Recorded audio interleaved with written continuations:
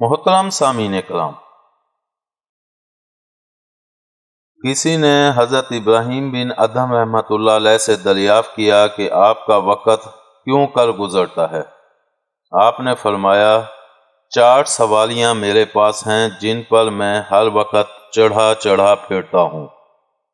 یعنی جب اللہ تعالیٰ کی طرف سے کوئی نعمت مجھے عطا ہوتی ہے تو شکر کی سوالی پر سوال ہو کر اس کی حضوری میں جاتا ہوں، اور جب مجھ سے کوئی نیک عمل سرزد ہوتا ہے تو اخلاص کی سوالی پر سوال ہو کر اس کی جناب میں حاضر ہوتا ہوں، اور جب مجھ پر کوئی مصیبت آتی ہے تو صبر کی سوالی پر سوال ہو کر اس کی درگاہ میں حاضر ہوتا ہوں، اور جب مجھ سے کوئی گناہ ہو جاتا ہے تو توبہ استغفار کی سوالی پر سوال ہو کر اس کے سامنے حاضر ہوتا ہوں۔